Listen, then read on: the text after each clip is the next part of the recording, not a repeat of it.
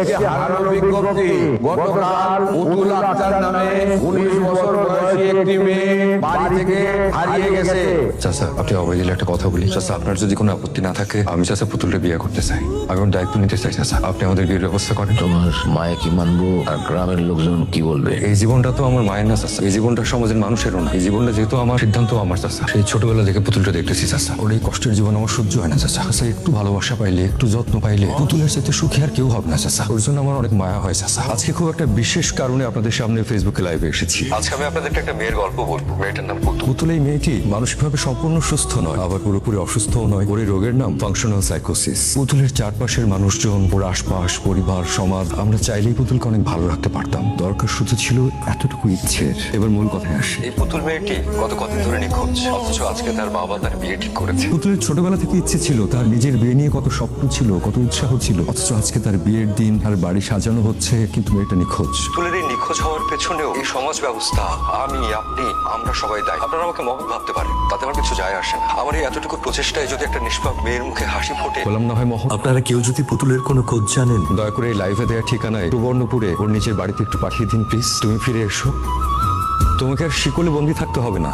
তোমাকে আমি আমার ভালোবাসার, আমার যত্নের শিকলে বন্দি করে রাখবো সারা জীবন। পুতুল, তুমি শুনতে পাচ্ছ? ছোটবেলায় যখন তুমি সেই ছোট ছোট পুতুলের বিয়ে দিতে, তখন থেকে তোমাকে বউ করে নিয়ে আসার স্বপ্ন দেখতাম আমি, যে কথা আমি কোনোদিন বলতে পারিনি তোমাকে।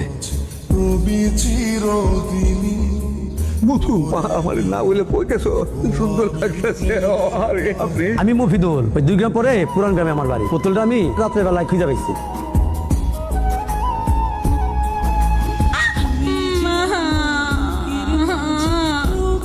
একটা মাল আসতেছে।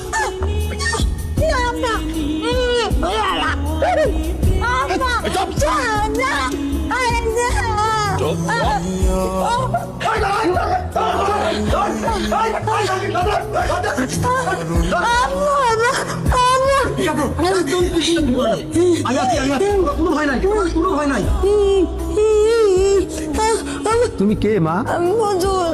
এত রাতে কোথায় যাবা? জানি না। কেন? জানি না। তা ঠিক আছে, তুমি আগে খাও। আমি তোমার বাবার মতো, আমি তোমাকে তোমার বাবার কাছে পৌঁছে দেব। তুমি আমার মেয়ের মতো, তুমি খাও। পুতুল মেয়েটি গত কদিন ধরে নিখোঁজ, অথচ আজকে তার বাবা তার বিয়ে ঠিক করেছে। আপনি কাঁদছেন কেন? আজ তো আপনার খুশির দিন। পুতুলের বিয়ে নিয়ে অনেক স্বপ্ন আপনার, তাই তো আমি পুতুলকে বউ হিসেবে সাজাই নিয়ে এসেছি। আমার তো মেয়ে বিয়ে দেওয়ার ভাগ্য হয়নি। আমার একটা মেয়ে ছিল পুতুলের মতো, 2 বছর আগে মারা গেছেন। পুতুল আজ থেকে আমারই মেয়ে। ভাই সাহেব, আপনি মেয়ের ভাগ আমাকে দেবেন না? নিশ্চয়ই নিশ্চয়ই। শুভ কাজে দেরি করতে নাই, তাহলে বিয়েটা পড়ায় ফেলাই।